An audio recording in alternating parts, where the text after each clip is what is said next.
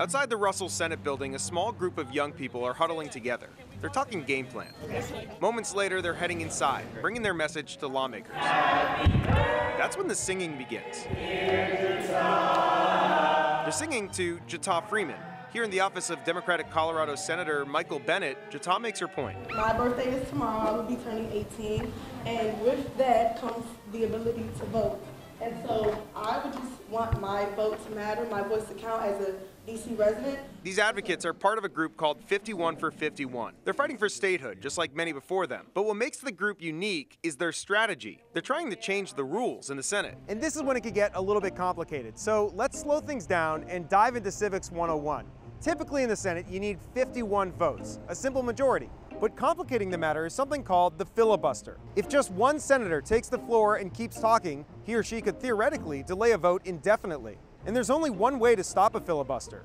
It's something called a vote of cloture. That is 60 senators coming together and voting that the filibuster should end.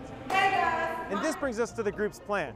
They want to change the rules in the Senate and get rid of the filibuster for bills relating to DC statehood.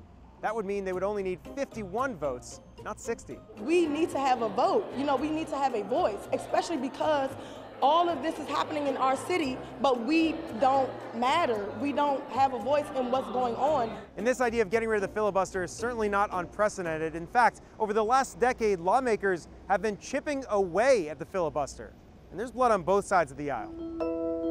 First, in 2013, it was the Democrats. Frustrated by GOP resistance, Senate Majority Leader Harry Reid triggered the so-called nuclear option for the first time.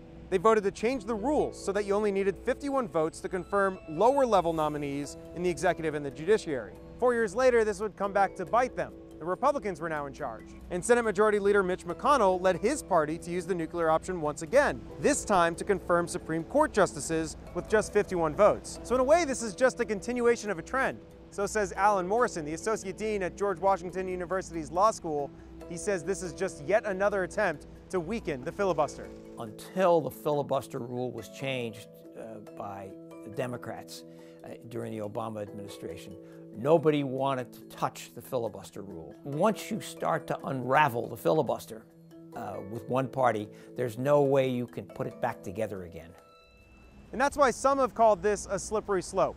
If you're going to get rid of the filibuster for statehood, what's going to be next? Thank you, Senator Warren. I want to come to you next. And there is some truth to this. At last week's debate, Democratic candidate Elizabeth Warren expressed her support for ending the filibuster for gun reform bills. Unless we're willing to address that head on and roll back the filibuster. A month earlier, Senator Reid, who's now retired, wrote this op-ed in the New York Times, calling to abolish the filibuster altogether. Good morning, everybody. Thank you. Then there's Senator Michael Bennett. He's been outspoken in his concern about changing these rules for partisan reasons. He's actually in support of statehood and many progressive ideals, just not this way. He was unavailable for an on-camera interview, but sent us this statement, writing, "If we eliminate the filibuster to get our own way, we then have to accept the fact that Republicans can use that rule change to achieve any of their goals." Continuing, "Instead of focusing on changing the rules, we should be focused on creating a constituency for change and developing bipartisan solutions."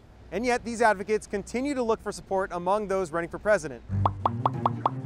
They've been traveling the country, lobbying candidates like Bennett, trying to get their support. Here they were in Iowa, making their case to Democrat frontrunner Joe Biden, who's still yet to commit to this approach. So far, they have 8 of the current candidates on board.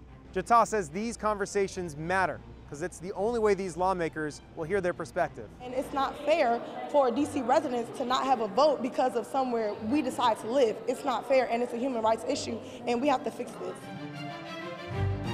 Now, you may have noticed that this story included a lot of talk about the Senate, but not the House. Here's why. Votes in the House are already a simple majority, and these advocates think a statehood bill could pass right now in the House. That's why, at least for now, they're going to be focusing on the Senate.